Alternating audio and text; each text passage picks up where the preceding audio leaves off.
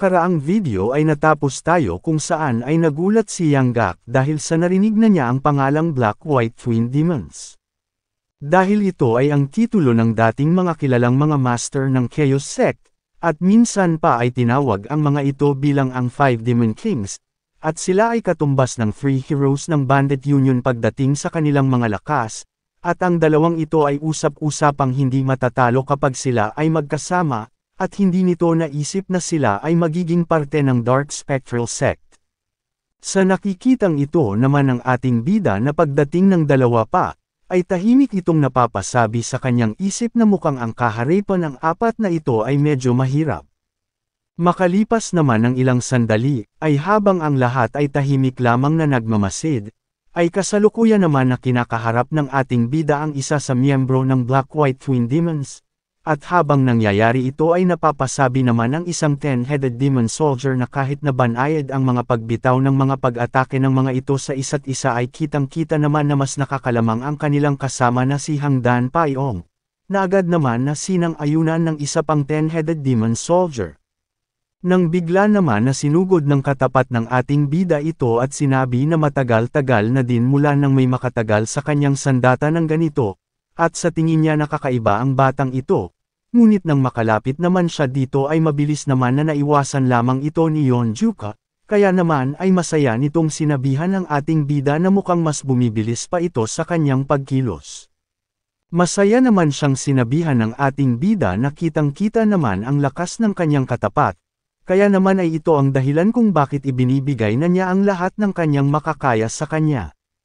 Nang bigla naman na inatake ito ng ating bida nagulat naman itong sinalag, kaya naman ay napasabi dito si Yeonjuka na magaling din ito upang mas alag ang ginawa niyang iyon. Matapos ay sinabi ng ating bida sa kanya na kung ganun ay titignan nila kung magagawa pa din ba nitong mas alag ang gagawin nito sa kanya, ngunit nang umatake namang muli dito si Yeonjuka ay agad naman na napasigaw ang kasama nito at sinabihan ang isa pa na umiwas ito, at agad na sinugod ang pag-atake ng ating bida upang magawang mapawalang bisa. Sa nangyari ay naiinis naman na napapatanong ang ating bida na kung parehas na ba silang kakalabanin niya, maging ang kasama nito ay tinanong ang matanda na di ba ang sabi niya ay hindi ito alam sa kanyang gagawing pakikipaglaban sa isang ito, at ngayon ay nagawa na niyang makahanap ng makakatapat na karapat-dapat na labanan sa loob ng mahabang panahon. Kaya naman ay napatanong ito na kung ano naman ang problema niya ngayon. Napasabi naman ang kasama nito na mukhang tumatanda na talaga ito upang hindi na magawang makita ang level ng kanyang katapat, dahil ang batang head sentinel na kanyang katapat, ay tinatago lamang ang kanyang lakas at hinahayaan lamang siya na makapagbigay dito ng mga pag-atake. Dahil dito ay hindi naman naniniwala sa kanya ang isa dahil sa siya ay ang Black White Twin Demon na si Hangdan Paiyong, na agad naman na sinagot ng kanyang kasama na iyon na nga mismo ang dahilan kung bakit siya ay nangialam na, dahil ang batang ito ay ang kung sino na kaya siyang sabayan ng walang kahirap-hirap, ay maaari na nilang isipin na ang level ng isang ito ay nasa level na ng 10 Greatest Masters. Dagdag pa nito na mukhang kanina pa itong nagpapanggap na mahina upang magawang mailigpit sila ng paisa-isa at magkahiwalay. Sa nangyari ay nenas naman dito si Yeonjuka dahil sa nagawang mabisto ng matanda ang kanyang plano ng ganun lamang kabilis. Sa nangyari ay napahinto naman ito at napasabi na mukhang ang batang ito ay kanina pa siyang pinaglalaruan, sabi naman ng matanda na hindi lamang siyang pinaglalaruan ng batang ito, dahil kahit nalabanan niya siya ng lahat ng kanyang makakaya ay hindi din ito magiging madali para sa kanya ang manalo.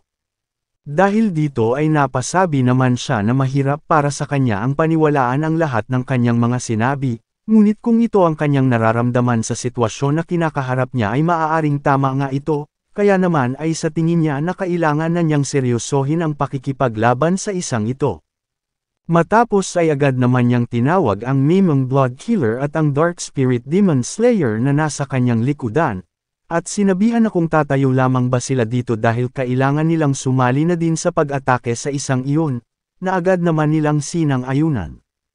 Dahil dito ay napasabi naman ng kuya ni Nam Gangyon na nangyari na ang kanyang ikinakabahala, kaya naman ay sinabihan nito ang ating bida na maging sila ay sasali na din sa labanan, na sinundan pa ng matandang si Yanggak at sinabi na makakaya niyang kaharipan ang kahit isa sa mga ito. Masaya naman na nagpasalamat si Yeonjuka sa mga ito dahil sa hihingin din niya ang tulong ng mga ito ngunit naunahan lamang nila siya, ngunit sabi nito, na ang dalawang matanda na kasama nila ay mas malakas sa mga ito kaya naman ay siya na ang kakaharap sa mga ito, at ang dalawa naman nitong kasama ay sa tingin niya na mas malakas kumpara sa 10-headed demon soldier na nakalaban nila sa nadaanan nilang mountain hideout. Napasabi naman si Yanggak na ang malaking problema dito ay hindi nila dapat napabagsakin ng sabay-sabay ang mga 10-headed soldier, dahil sa kailangan nilang isa-isahin ang mga ito. Dahil kapag ang mga ito ay nagpalit na ng mga anyo ng sabay-sabay, ay ang tanging may kakayahan lamang upang labanan ang mga ito ay walang iba kung hindi si Yeonjuka lamang, at maaaring mailagay sila ng bagay na iyon sa hindi magandang sitwasyon. Sinang-ayunan naman ito ng batang pinuno ng Nanggang at sinabi na hindi nila makakayang kaharipan ang higit pa sa isang klase ng halimaw na kagaya nun, at sa tingin niya ay mas mainam na sama-sama silang aatake sa isa sa mga ito upang magawang mailigpit ng pakunti-kunti. Hindi naman sinang-ayunan ito ni Yeonjuka at sinabi na kung magtitipon sila sa isang banda ay maaaring madamay lamang ang mga ito sa kanyang pag-atake, na sinang-ayunan naman ito dahil sa malaki ang posibilidad para sa bagay na iyon, kaya naman ay napasabi na lang si Yeonjuka na susubukan niyang paslangin ang mga ito ng mabilisan ng paisa-isa. Matapos ay banilinan naman sila ng ating bida na kayanin nilang magbigay ng oras para sa kanya sa abot ng kanilang makakaya, at huwag nilang ibaba ang kanilang mga depensa. Kung umabot ka na sa parte ng video na ito ay maaari lamang na i-click ang like at super thanks sa baba bilang pagsuporta. Maraming salamat. Nang mag-umpisa ang mga itong maglaban ay kitang-kita naman ang lakas ng kanilang mga pag-ataking ginagawa. At habang pinagmamasdan ng ibang kasamahan ng ating bida ang nagaganap, ay napatanong naman ang isa dito na kung wala ba silang dapat na gawin para sa nangyayari, na agad naman siyang tinanong ng babae na kung ano naman ang eksaktong nais nitong gawin nila sa bagay na ito. Dagdag pa nito na sa tingin ba niya ay may lugar pa ba para sa kanila upang makisali sa ganitong klase ng labanan, na sinang-ayunan naman ng isa at napasabi na sa tingin niya ay hindi niya kaya ang gawin ang makipagsabayan sa ganitong klase ng labanan. Sa lugar naman ng labanan ay masayang sinabihan ng isang 10-headed demon soldier ang matandang si Yanggak na ngayon ay naaalala na niya ito, at sa labis na katandaan na nito ay muntik na niyang hindi siya maalala, ngunit hindi ba ay sinubukan na siyang atakihin ito noong nakaraang nagkatagpo silang ngunit sa huli ay nabigo lamang siya. Sabi pa nito na ibibigay niya ang lahat ng kanyang makakaya sa labanang ito. Kaya naman ay kailangan niyang tiisin ang lahat ng kanyang pag-atake na ibibigay niya sa kanya, at bukod pa doon ay napansin din niya na malaki ang inilakas nito kumpara noong paghaharap nila. Subalit sabi nito na hindi pa sapat ito upang magawa siyang matapatan, kaya naman ay agad itong nagbigay ng malakas na pag-atake sa matanda, na agad naman itong nakita, kaya naman ay agad din itong kumilos upang magawang makaiwas. Matapos naman ang matagumpay na pag-iwas nito, ay naiinis siyang napapasabi sa kanyang isip na ang isang ito ay ang taong hindi niya dapat na maliitin, dahil inakala niya na magiging madali lamang nakaharipan ang isang ito sa kasalukuyan niyang lakas, ngunit ang isang ito ay isa sa mga malalakas sa hanay ng mga 10-headed soldier. Sa kabilang banda naman ng labanan ay naiinis naman na napapasabi ang isang 10-headed soldier sa katapat nito na kung tatakbo lamang ba ito habang buhay, o kung sinusubukan lamang ba nito na ubusin ang kanyang oras, ngunit hindi mangyayari ang nais nito. Sa isip naman ng tumatayong pinuno ng Nanggang ay nabibilib ito sa kanyang nakikita at napapasabi na ganito pala kalakas ang isang 10-headed demon soldier, nang bigla naman itong natigilan sa kanyang pag-iisip dahil sa muling nagbigay ng pag-atake ang katapat nito. Agad naman niyang nailagan ito, kaya naman ay sinabihan siya nito na kung talaga ba natatakbo lamang siya at iiwas sa kanya.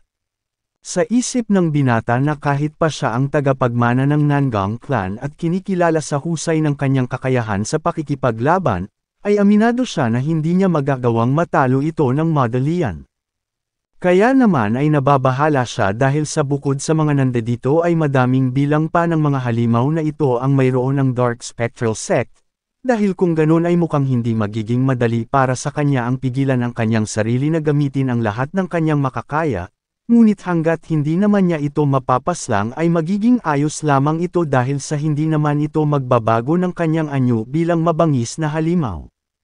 Sa nangyari ay napahinto naman ang katapat nito dahil sa biglaan siyang nakaramdam ng malakas na enerhiya sa binatang kaharap niya, nang natigilan naman siya dahil sa mabilis na pagsugod nito sa kanya, at gamit ang Nanggong Clan's technique na Yin Yang Vanishing Steps, ay matagumpay naman niyang naalisan ito ng isa niyang braso. Sa nangyari ay sa lakas ng sigaw nito ay napalingon naman ang isang matanda at sa isip nito ay napapasabi siya na hindi niya inaasahan na mag-uumpisa ng matalo ang mga kasamahan nito, at ang footwork na nakita niya sa isang iyon ngayon lamang, bagamat hindi pa ito polido ay nakakasigurado naman siya na ito ay ang teknik na nagmula sa Nanggong Clan, kaya naman ay napapatanong siya na kung bakit ang isang order sect ay kasama ng bandit union. Nang bigla naman siyang sinigawan ng kasama nito at sinasabi na kung saan ba nakatuon ang atensyon nito at bakit hindi nito ituon ang atensyon sa kanilang kaharap, dahil dito ay agad naman siyang napalingon dito, at dahil sa hindi na niya magagawa pa ang makaiwas, ay matagumpay naman silang napatamaan ng malakas na pag-atake ng ating bida ng sabay.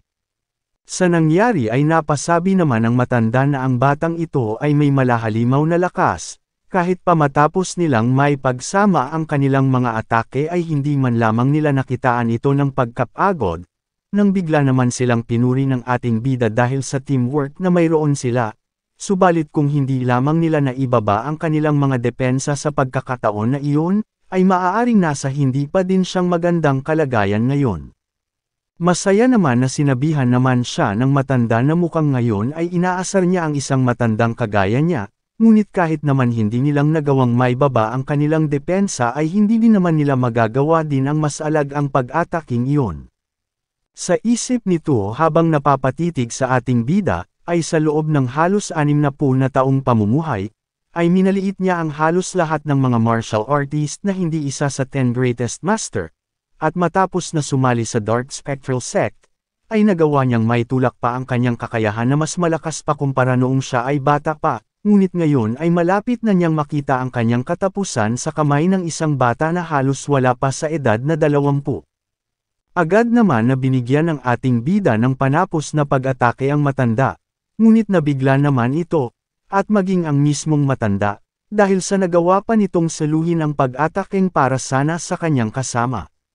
Kaya naman ay tinanong siya nito na kung anong ginagawa nito ngayon, sinagot naman siya nito na dapat ay hindi na lamang niyang pinansin ang nangyayari sa lugar na ito nang sila ay napadaan at nagpatuloy na lamang, ngunit sa huli ay hindi pa din niya siya pinakinggan kaya naman ay ito ang nangyari sa kanila, ngunit habang papabagsak ay sinabihan pa nito ang kanyang kasama na tumakas na dahil sa kailangan pa niya ang mabuhay.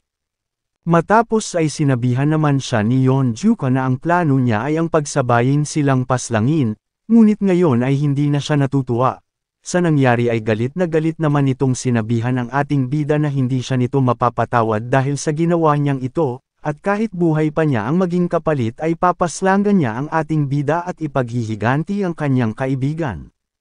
Sa nangyari ay napasabi naman si Yeonjuka na hindi siya makapaniwala dahil sa pumapaslang ang mga ito ng mga inesenteng mga tao sa kung saan-saan sa ilalim ng pangalan ng Dark Spectral Sect, ngunit ngayon ay umaakto ito na parang ang buhay ng kanyang kasama ay isang sagrado. Sabi pa nito na mas mainam na makita nito ang mangyayari sa dati niyang kaibigan, at titignan nila kung anong tadhana ang naghihintay para sa kanya matapos nilang piliin ang kapangyarihan na ibinigay ng Dark Spectral Sect para sa kanila. Sa nangyari ay nagtataka naman ang matanda sa kakaibang nangyayari sa kanyang kaibigan. Nang bigla naman na tinawag siya ng matandang si Shimyanggak at humihingi ng tulong dito, sabi niya na ang bastardong ito ay mas malakas pa kumpara sa kanyang inaakala, at ang buo niyang akala ay magagawa ng matanggalan siya nito ng kanyang ulo at wala na siyang ibang mapagpipilian pa, kaya naman ay nagawa niyang paslangin din ang isang ito at ngayon ay unti-unti na ding nagbabago ng kanyang anyo. Sa nangyari ay naiinis naman siyang tinitigan ng ating bida dahil sa hindi magiging madali ang kalabanan ang mga halimaw na ito ng sabay-sabay sa anyong mayroon sila.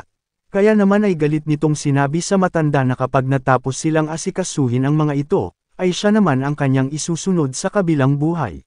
Matapos naman ng ilang sandali matapos na magbagong anyo ang isang 100 Demon Soldier na isa sa Black-White Twin, ay agad naman siyang inatake nito, na mabilis naman niyang iniwasan. Sa nangyari ay napasabi siya na ang pagkakaroon ng pakpak nito ay masyadong madayak para sa sitwasyon niyang ito, kaya naman ay napasabi na lamang siya na mukhang mas nagiging malakas pa ang mga ito matapos na magbago ng anyo depende sa kanilang martial prowess. Nang bigla naman itong nag-ipon ng malakas na pag-atake, na hindi din nagtagal ay agad naman itong binitawan upang magsanhi ng malakas na pagsabog sa buong lugar. Sa lakas ng ginawa nitong pag-atake, ay halos matupok na ang lahat ng mga kabahayan na nasa paligid, kaya naman ay napapatanong ang kasama nito na kung siya ba talaga ang kanyang brother Jiang na nakasama ng matagal, dahil ang ganitong nakakatakot niyang itsura ay ano naman kaya ito. Nang bigla naman na dumating sa kanyang harapan si Yonjuka at sinabi nito dito na gaya nga ito ng kanyang sinabi na siya mismo ang makakakita ng kung ano ang mangyayari sa kanila kapag pinili nila ang kapangyarihan na mula sa Dark Spectral Sect, at hindi niya ikinukonsidera ang mga taga-Dark Spectral Sect bilang mga tao pa, at kasama na din siya sa kanyang tinutukoy.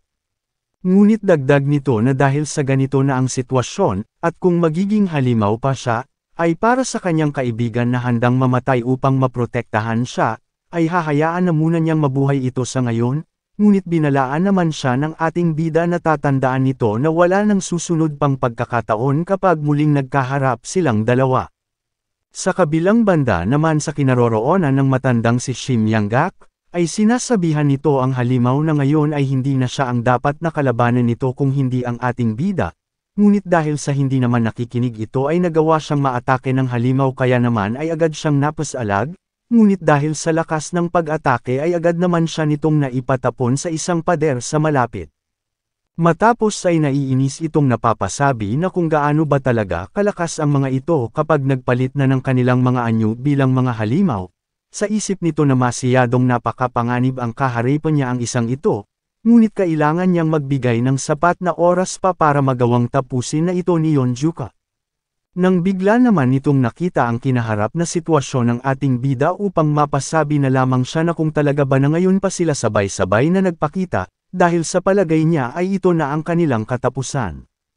Sa kabilang banda naman sa kinaroroonan ni Yonjuka ay patuloy lamang ang halimaw na kanyang katapat sa pagbibigay dito ng mga pag-atake mula sa itaas, kaya naman sa isip nito ay naiinis na siyang napapasabi na ang isang ito ay patuloy pa din sa pag-atake at hindi bumababa sa kanyang kinaroroonan, sabi pa nito na ngayon ay kailangan niya na may gawin na kahit na ano sa sitwasyong kanyang kinakaharap.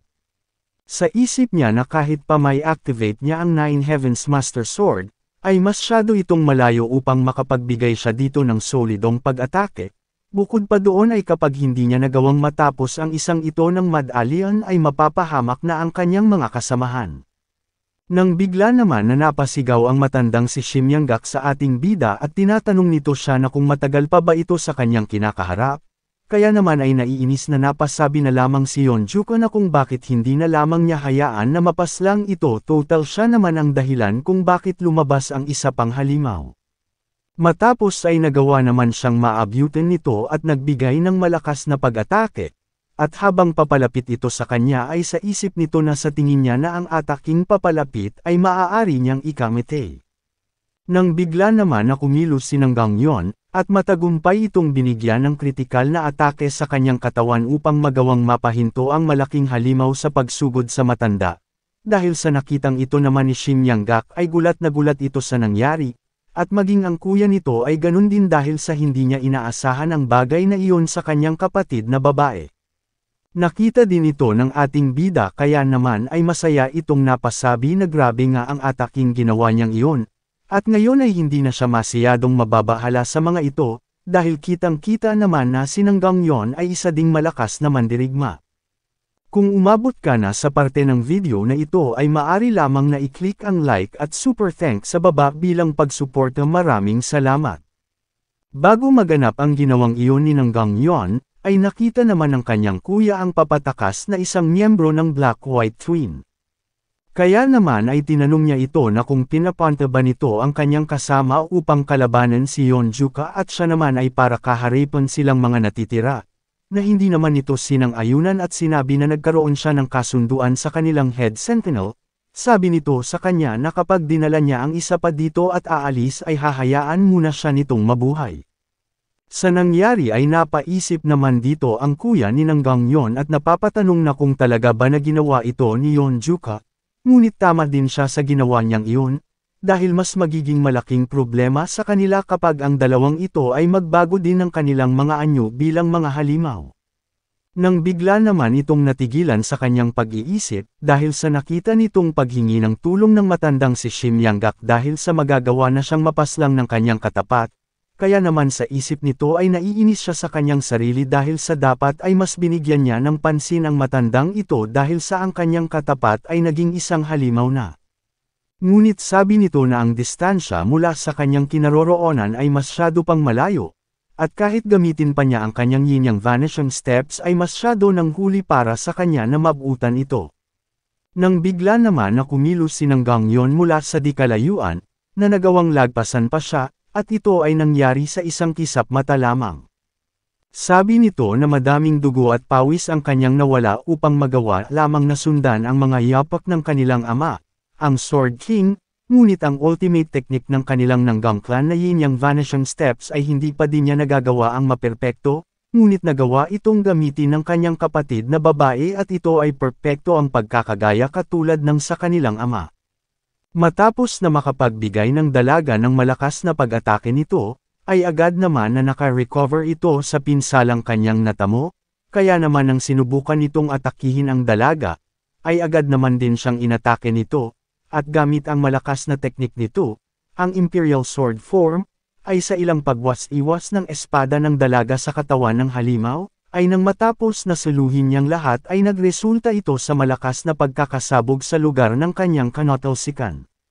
Matapos naman ng ilang sandali, ay nagawa naman itong muling makabangon, kaya naman ay sa isip ng matandang si Shim Yanggak ay hindi ito makapaniwala dahil sa nagawa nitong suluhin ng buo ang ganong klaseng pag-atake ngunit nagawa pa din nito ang makatayo. Sabi pa nito na ang martial art ng babae na iyon ay talagang napakalakas. Ngunit ang katawan ng mga ito ay may kung ano upang magawang makayanan ang ganong klase ng pag-atake. Agad naman siyang binati ng kanyang kapatid para sa mahusay nitong ginawang pag-atake. Sabi nito na mayroon siyang kaunting paghihinala para sa kanya, ngunit hindi nito inasahan na nagawa na nitong maabot ang ganitong klase ng level. Sabi pa nito na siya bilang ang kanyang kuya ay nahihirapan na masubukang makumplito ang yin-yang vanishing steps. At bukod pa doon ay ang maging ang Imperial Sword Form ay ganun din, at labis niyang ipinagmamalaki ito para sa bagay na iyon. Humingi naman ng tawad dito ang dalaga at sinabi na hindi naman niya nais na itago ang bagay na ito sa kanya at tanging nagkataon lamang na nagawa niyang makumplito ito. Agad naman siyang sinabihan ng kanyang kapatid na wala siyang dapat na ihingi ng tawad sa kanya, dahil ngayon ay hindi na siya pa mababahala. Dahil sa nakita na niya ang pag-asa na ang kanilang lahi at ang teknik ng Nanggang ay maipapasa na. Nang bigla naman silang natigilan sa kanilang pag-uusap nang bigla na lang na nagwala ang malaking halimaw na nasa kanilang harapan, kaya naman ay napasabi na lamang ang kuya nito na sa ngayon ay magkasama nilang kahaharapin ang halimaw na ito sa kanilang harapan, na agad naman nitong sinang-ayunan.